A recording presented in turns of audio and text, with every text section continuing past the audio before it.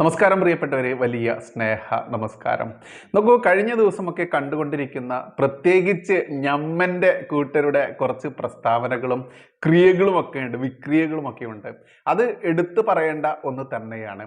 അതിൽ പ്രധാനപ്പെട്ട ഒന്നാണ്, നമ്മൾക്ക് എല്ലാവർക്കും അറിയാം, 10,000-ലധികം ഹിന്ദുക്കളെ, 13,000 എന്നാണ് കണക്ക് പറയുന്നത്, എന്തായാലും 10,000-ലധികം എന്ന് പറയാം, 13,000 ആണ് പറയുന്നതെങ്കിലും അത്രയ്ക്കും ഹിന്ദുക്കളെ കൂട്ടക്കുരുതി നടത്തിയ 10,000-കണക്കിന് ആളുകളെ ഹിന്ദുക്കളിൽ നിന്ന് മുസ്ലിങ്ങളിലേക്ക് മതം മാറ്റിയ ഏറ്റവും വലിയൊരു തീവ്രവാദി, മുസ്ലിം ഭീകരവാദി, ഇസ്ലാമിക ജിഹാദി, മദ്രസ വാണമായിട്ടുള്ള നമ്മുടെ എല്ലാ വാര്യൻ കുണ്ണനുണ്ടല്ലോ, വാര്യൻ കുന്നനല്ല, കുണ്ടനാണ്, എൻ്റെ പൊന്നെ, ഇതാകെ തെറ്റിപ്പോണല്ലോ. എന്തായാലും ഈ കുണ്ടന്റെ ഇവൻ ചത്തതിന് ആഘോഷിക്കുന്ന ജിഹാദികളെ കണ്ടു. ജിഹാദികൾ മാത്രമല്ല മക്കളെ, കമ്മ്യൂണിസ്റ്റ് പാർട്ടിക്കാരായുള്ള MLA-മാരും മന്ത്രിമാരും അടക്കമുള്ള ആളുകൾ ഈ ചങ്ങാതിയെ അങ്ങോട്ട് വല്ലാതെ അങ്ങോട്ട് അനുസ്മരിക്കുന്നുണ്ട്. അനുസ്മരിക്കുന്ന പോസ്റ്റിലെ വാക്കുകളൊക്കെ കണ്ടു കഴിഞ്ഞാലുണ്ടല്ലോ, എൻ്റെ പൊന്നെ, ഇവന്റെ അത്ര വലിയ ധീരൻ ഉണ്ടായിരുന്നില്ല എന്നുള്ളതാണ്. എന്നാൽ കൃത്യമായിട്ട് നമ്മൾ മനസ്സിലാക്കുക, ഇവന്റെ അത്ര പേടിത്തൊണ്ടി വേറെ ആരും ഉണ്ടായിരുന്നില്ല എന്നുള്ളതാണ്. ഇവന്റെ അത്രയുമുള്ള ഏറ്റവും വലിയ ഭീകരവാദി വേറെ ആരും അക്കാലത്ത് ഉണ്ടായിരുന്നില്ല എന്നുള്ളതാണ്. അതുകൊണ്ടാണല്ലോ 13,000-ലധികം വരുന്ന ഹിന്ദുക്കളെ വളരെ നീചമായി കൊന്നൊടുക്കിയത്. നോക്കൂ, തൂർ കിണറുകളെ പോലെയുള്ള 5ഓളം കിണറുകളിൽ ജീവനോടെ ഹിന്ദുക്കളെ പകുതി വെന്ത ശരീരത്തോടു കൂടി, പകുതി ജീവൻ പോയ ശരീരത്തോടു കൂടി ഇട്ട് മുളങ്കമ്പ് കൊണ്ട് കുത്തി കുത്തി ആ കിണറുകളെല്ലാം മൂടിയ ചരിത്രമൊക്കെ കൃത്യമായിട്ടും പറഞ്ഞിട്ടുണ്ട്. എന്തുകൊണ്ടായിരുന്നു കുമാരനാശാൻ ദുരവസ്ഥ എന്ന് പറയുന്ന ഒരു കവിത എഴുതിയത് എന്ന് പോലും ചിന്തിക്കേണ്ടതുണ്ട്. അക്കാലത്ത് സംഘികളൊന്നുമല്ല ഈ ചരിത്രം എഴുതി വെച്ചത്, കോൺഗ്രസിന്റെ സമുന്നത നേതാവായിട്ടുള്ള മാധവൻ നായർ, അദ്ദേഹം എഴുതി വെച്ചിട്ടുണ്ട് ചരിത്രം. കുമാരനാശാൻ ദുരവസ്ഥ എന്ന് പറയുന്ന ഒരു കവിത എഴുതിയിട്ടുണ്ട്. കുമാരനാശാന്റെ മരണം പോലും ഈ ദുരവസ്ഥ എന്ന് പറയുന്ന ഈ ഇസ്ലാമിക കൊടുംഭീകരതയ്ക്കെതിരെ എഴുതിയ ആ കവിതയാണോ എന്നെങ്കിൽ ആരെങ്കിലും സംശയിച്ചാൽ കുറ്റപ്പെടുത്താനാവില്ല. കാരണം അത്ര കണ്ട് നീന്തൽ വശമുണ്ടായിരുന്ന അദ്ദേഹം കൊല്ലപ്പെട്ടത് എന്ന് തന്നെ പറയേണ്ടതുണ്ട്. അദ്ദേഹം ഒരു തോണി യാത്രയിൽ മുങ്ങി മരിക്കുകയായിരുന്നു എന്നുള്ളതായിരുന്നു റിപ്പോർട്ട്. അന്നൊന്നും ഇക്കാലത്തെ പോലെ CCTV-കളോ ഇത്ര കണ്ട് തെളിവുകൾ കളക്ട് ചെയ്യുന്നതിലോ ഇത്ര കണ്ട് പോലീസ് സംവിധാനമോ ഒന്നും ഇല്ലാത്തത് കൊണ്ട് തന്നെ അദ്ദേഹത്തിന്റെ മരണം വെറും ഒരു മരണമായി കണക്കാക്കി എന്നുള്ളതാണ്. ഇന്ന് ഇതെല്ലാം കൂട്ടിയിണക്കി ചിന്തിക്കുമ്പോൾ അദ്ദേഹത്തെ ഇസ്ലാമിക കൊടുംഭീകരവാദികൾ കൊന്നതാണോ എന്ന് ആരെങ്കിലും സംശയിച്ചാൽ കുറ്റപ്പെടുത്താനാവില്ല. അത്ര കണ്ട് നമ്മുടെ വാര്യൻ കുണ്ടന്റെ എന്തായാലും ഈ 3 എണ്ണത്തിൽ ഏതോ ഒരുത്തൻ, ഇവന്റെ വലിയ വലിയ വീരശൂര പരാക്രമണമൊക്കെയാണ് ഇസ്ലാമിക ജിഹാദികൾ പടച്ചു വിട്ടിരിക്കുന്നത്. നോക്കൂ, എന്നാൽ യഥാർത്ഥത്തിൽ ഇവനെ അറിഞ്ഞുകൊണ്ട് ഇവന്റെ യഥാർത്ഥ ചരിത്രം അറിയുന്ന ആളുകൾ എഴുതിയിട്ടുണ്ട്.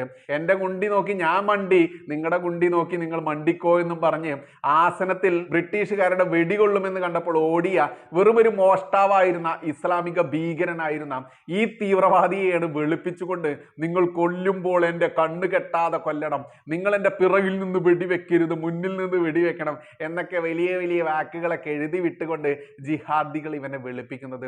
ആലോചിച്ച് നോക്കും, 13,000-ലധികം വരുന്ന ഹിന്ദുക്കളെ കൂട്ടക്കുരുതി നടത്തിയ ഈ ഇസ്ലാമിക കൊടുംഭീകരനെ തള്ളിപ്പറയാൻ ഇന്നും ഈ പറയുന്ന മുസ്ലിം സമുദായം തയ്യാറായിട്ടില്ല എന്ന് പറയുമ്പോൾ എവിടെയാണ് ഇവരുടെയൊക്കെ മതേതരത്വം?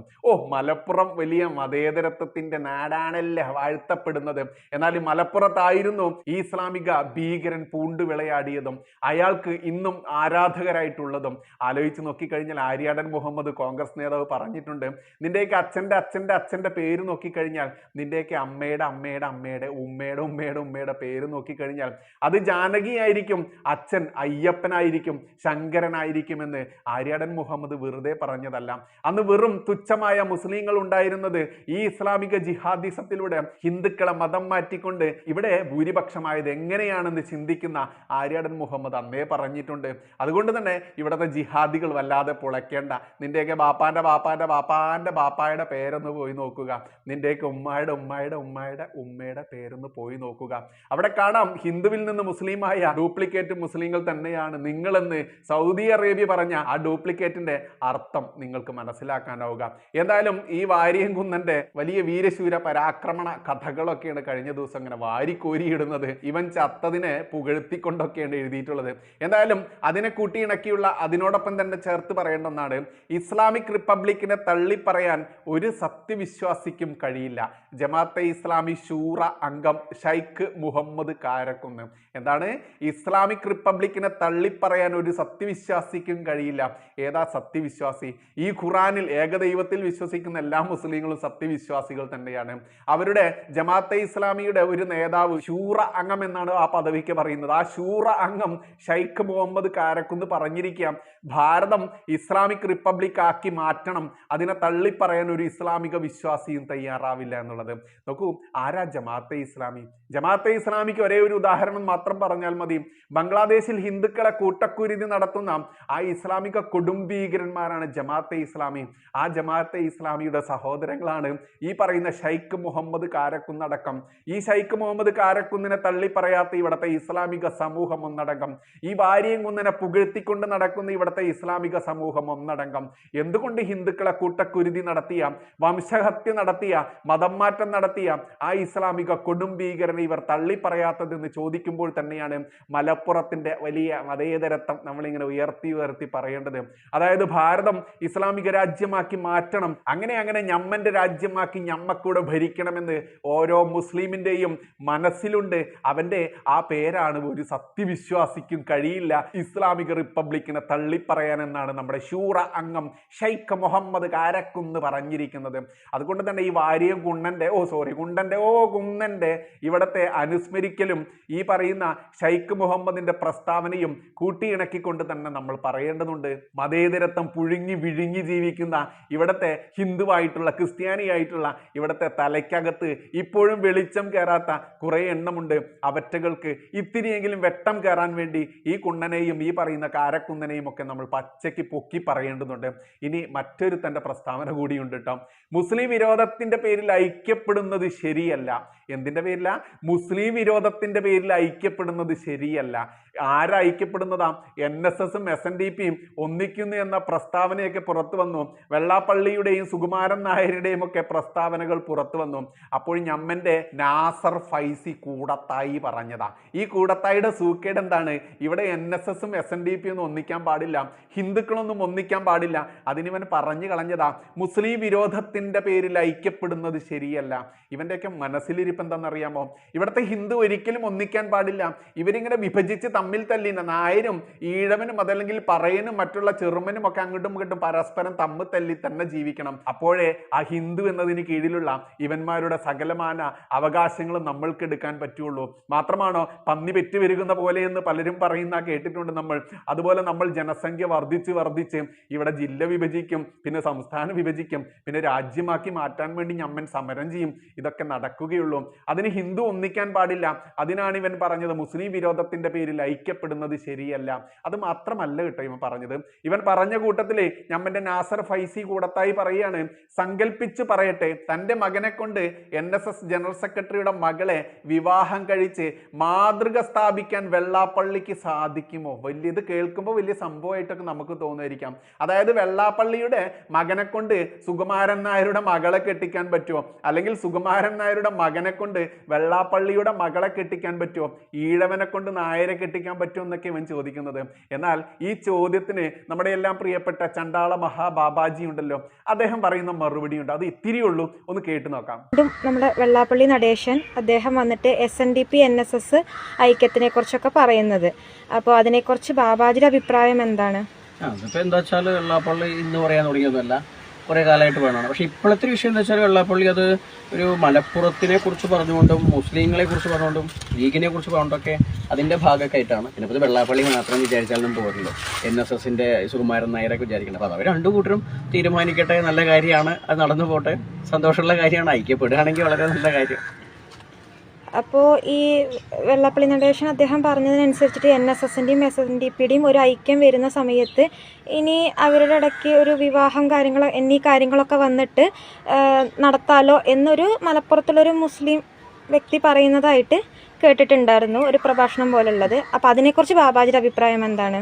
അവിടെ എന്താ വെച്ചാൽ ഇപ്പോൾ SNDP NSS ഐക്യപ്പെട്ട് കഴിഞ്ഞാൽ ഇപ്പോൾ ഏത് സമുദായങ്ങളായാലും ശരി, അത് ഐക്യപ്പെട്ട് കഴിഞ്ഞാൽ അവർ നമ്മളുടെ കല്യാണം കഴിക്കാന്ന് പറഞ്ഞ നേരത്ത് അതിപ്പോൾ ഒരു മുസ്ലിം നേതാവോ മുസ്ലിം ലീഗേറിനോ ആര് പറഞ്ഞാലും ശരി, ഇപ്പോൾ നമുക്ക് ലീഗോ അല്ലെങ്കിൽ മുസ്ലിങ്ങൾ തന്നെ എടുക്കാം. മുസ്ലിങ്ങൾ ഇപ്പോൾ ലീഗൊക്കെ ആണെങ്കിൽ ഇപ്പോൾ അതിപ്പോൾ അവിടെ പാണക്കാട് തങ്ങളെ ഫാമിലിയാണ്, കൊടപ്പനക്കുന്ന് തറവാട്ടുകാരൊക്കെയാണ് അത് കൊണ്ടു നടക്കുന്നത്. അപ്പോൾ അവർ അങ്ങനെയാണെങ്കിൽ അവർ ഈ ഐക്യം വേണ ആൾക്കാർ മുസ്ലിങ്ങളുടെ ഐക്യം മറ്റുള്ളതൊക്കെ പറയുന്നുണ്ട്. അങ്ങനെയാണെങ്കിൽ അവർ ഈ ഒസാന്മാരും ഈ തങ്ങന്മാർ തമ്മിലുള്ള കല്യാണം നടക്കണം. ഇനി അതല്ല അങ്ങനത്തെ അഭിപ്രായമുള്ള മുസ്ലിം ലീഗുമായി ബന്ധപ്പെട്ട് അവർ നടത്തുന്ന ആൾക്കാരാണ് ഈ പറയുന്ന ദലിത് ലീഗ് എന്ന് പറഞ്ഞിട്ട് ദലിതുകളെയൊക്കെ ചേർത്തിട്ട് അവർക്കൊരു സംഘടനയുണ്ട്. അപ്പോൾ ഈ മുസ്ലിങ്ങളും ദലിതുകളുള്ള കല്യാണം നടക്കുകയാണെങ്കിൽ ഇപ്പോൾ അതൊക്കെ ഐക്യത്തിന്റെ ഭാഗമില്ല. അങ്ങനെയാണ് ഇപ്പോൾ ഈ കോഴിക്കോട് പട്ടികജാതിക്കാരൻ പയ്യനെ മുസ്ലിങ്ങൾ കയറി അടിച്ചൊരു വിഷയം ഉണ്ടായി. ഒരു മുസ്ലിം പെൺകുട്ടിയെ കല്യാണം സ്നേഹിച്ചതിന്റെ ഭാഗമായിട്ട് അങ്ങനത്തെ പ്രശ്നങ്ങൾ ഉണ്ടാവാൻ പാടില്ലല്ലോ.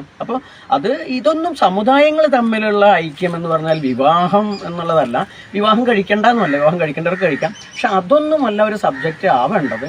അത്തരത്തിലുള്ള കാര്യത്തിൽ പോകാനും പാടില്ല. വിവാഹം കഴിക്കുന്നവരെ നമ്മൾ ഏത് രീതിയിലായാലും ശരിയാ മതമൊക്കെ ചിന്തിക്കാതെ തന്നെ വിവാഹങ്ങൾ നടക്കണം. അപ്പം അത് പരസ്പരം ഒരു പോർവിയുടെ ഭാഗമാവാൻ വേണ്ടിയിട്ടും ഒക്കെ പറയാന്നല്ലാണ്ട് അതുകൊണ്ടാണ് പറഞ്ഞത്. ഇങ്ങനെ SNDP NSS മാത്രമല്ല, അതും തന്നെ അവർ കല്യാണം കഴിക്കുക വെച്ചാൽ അതും ഇവർ ഐക്യപ്പെടുമ്പോൾ അവരും ചിന്തിക്കേണ്ട കാര്യമാണ്. കാരണം മലപ്പുറത്ത് തന്നെ ഉണ്ടായതാണ് ഒരു എന്താ പറയുക, ഒരു ഈഴവ പെൺകുട്ടീനെ ഒരു പൊലയനായിരിക്കുന്ന ഒരു പയ്യൻ, അതിൽ ഓൾറെഡി മിലിറ്ററിക്കാരനായിരുന്നു, കല്യാണം കഴിക്കാൻ വേണ്ടി പ്രണയിച്ചു, കല്യാണം കഴിച്ചു അവർ. പക്ഷെ അപ്പോൾ അച്ഛൻ അറിഞ്ഞിരുന്നില്ല, പെൺകുട്ടി അച്ഛൻ അറിഞ്ഞിരുന്നില്ല. സ്റ്റേഷനിൽ വെച്ച് കണ്ടു, അത് പരിഹരിക്കാൻ വേണ്ടിയിട്ടുള്ള സംസാരം ഉണ്ടായി. ഇതായിട്ട് ഞാൻ എൻ്റെ മകളെ നേരാമണ്ണം കല്യാണം കഴിക്കാണ്ട് വീട്ടിലേക്ക് കൂട്ടിക്കൊണ്ടുപോയി. ഇപ്പം ഉണ്ടായതല്ല കേട്ടോ, 2 വർഷം മുമ്പ് ഉണ്ടായതാണ്. അപ്പോൾ എന്തായാലും ശരി കൊണ്ടുപോയി രാത്രി അച്ഛൻ ഈ ഇഴവല തീയക്കുട്ടിയുടെ പളകി കത്തി കയറ്റി. എന്ന് വെച്ചാൽ കൊന്നു കളഞ്ഞാലും പൊലേനെ കൊടുക്കില്ല. അപ്പം അതൊക്കെ ഈ പറയുന്ന രീതിയിൽ എന്താ ചിലപ്പോൾ NSS SNDP അതുപോലെ SNDP NSS രീതിയിലുള്ള കല്യാണം കഴിഞ്ഞ പെൺകുട്ടികളൊക്കെ പലപ്പോഴും നമ്മളെ കണ്ടു പറയേണ്ടത് കുറച്ചൊക്കെ ബുദ്ധിമുട്ടുണ്ട്. അപ്പോൾ അതൊക്കെ പരിഹരിക്കപ്പെടണം. പക്ഷെ ഇത് മുസ്ലിം ലീഗ് ആയിരുന്നു അല്ലെങ്കിൽ മുസ്ലിങ്ങളെ പറയുമ്പോൾ അവരുടെ ഇടയിൽ തന്നെ ഈ ജാതീയത വളരെയായിട്ട് നിൽക്കുന്നുണ്ട്. പലപ്പോഴും ഓരോ പള്ളിയിൽ തന്നെയുള്ള വിഷയങ്ങളുണ്ട്. ഇപ്പം ഇപ്പോൾ ലീഗുകാരനല്ല, ഇനിയിപ്പോൾ വേറെ ഇപ്പോൾ വെൽഫെയർ പാർട്ടിക്കാരൻ്റെ മുസ്ലിം ആണെങ്കിലും ശരി, അംബുജാഷിനെ പോലുള്ള ദലിതന്മാർ അവിടെ ഉണ്ട്.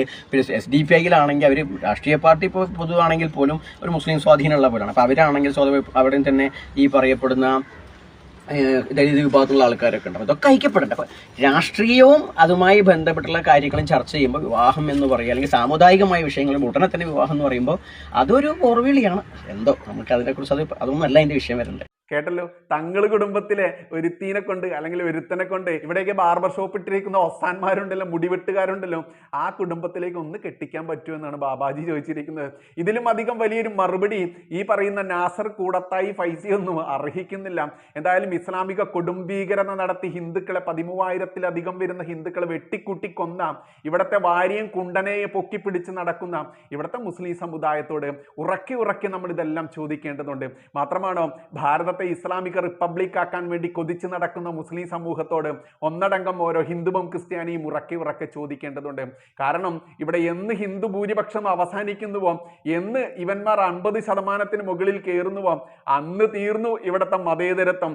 ആ തീരലോടുകൂടി തന്നെ ഇത് ഇസ്ലാമിക റിപ്പബ്ലിക് ആക്കി ഇവിടെ പ്രഖ്യാപിക്കുമെന്നും പിന്നെ ഇവന്റെയൊക്കെ ശരിയാ നിയമപ്രകാരം ഈ ഭാരതം ഭരിക്കപ്പെടുമെന്നുമുള്ള ആ ഭീകര നിമിഷങ്ങൾ ഓരോ ഹിന്ദുവും ക്രിസ്ത്യാനിയും ഓർക്കേണ്ടത് തന്നെയാണ്. ഇവിടുത്തെ ഹിന്ദുവിനെ നിങ്ങൾ RSSും BJP എന്നും സംഘി എന്നുമൊക്കെ വാഴ്ത്തിക്കൊണ്ട് അവനെ ചവിട്ടിമതിക്കുമ്പോഴും നീ മനസ്സിലാക്കുക, നിനക്കൊക്കെ എക്കാലവും സംരക്ഷണം ഒരുക്കാൻ ഇവിടെ ഓരോ RSSകാരനും ഇവിടെ ഓരോ ഹിന്ദുവും നീ സംഘി എന്ന് വിളിക്കുന്ന ആ വിഭാഗമുണ്ടല്ലോ, അവർ മാത്രമേ ഉണ്ടായിട്ടുള്ളൂ എന്ന് ഇവിടുത്തെ മതേതരം പുഴുങ്ങി നടക്കുന്ന ഓരോ ഹിന്ദുവും മനസ്സിലാക്കിയാൽ നന്ന്. ഇവിടുത്തെ കുഞ്ഞാടുകൾ ഇവിടുത്തെ ബാക്കിയുള്ള ഹിന്ദുവിനെ മതം മാറ്റാൻ വേണ്ടി വെപ്രാളം പൂണ്ട് നടന്ന് ഞമ്മൻ വലിയ സംഭവമാണെന്ന് പറഞ്ഞു നടക്കുന്ന കുഞ്ഞാടുകളും മനസ്സിലാക്കിയാൽ നന്ന് എന്ന് ഉറക്കി നമ്മൾ വീണ്ടും പറയേണ്ടതുണ്ട്. ഇത് പറയുമ്പോൾ നമ്മളെ വർഗീയവാദിയായി മുദ്ര കുത്തിക്കൊണ്ട് വേണമെങ്കിൽ ജയിലിലടക്കാം. ഇവിടുത്തെ ഭരണകൂടം ഇസ്ലാമിക ജിഹാദികളുടെ ചട്ടുകമായി പ്രവർത്തിക്കുമ്പോൾ അതൊന്നും ഇവിടെ ഭയമില്ല. പറയാനുള്ളത് ഇതുപോലെ പച്ചയ്ക്ക് ഒറ്റ തന്തയ്ക്ക് പറന്ന സ്വാഭിമാനി ഹിന്ദുവായി തന്നെ വീണ്ടും ഉറക്കെ പറഞ്ഞുകൊണ്ടേയിരിക്കും. നന്ദി, നമസ്കാരം. ജയ് ഹിന്ദ്, ജയ് ശ്രീറാം.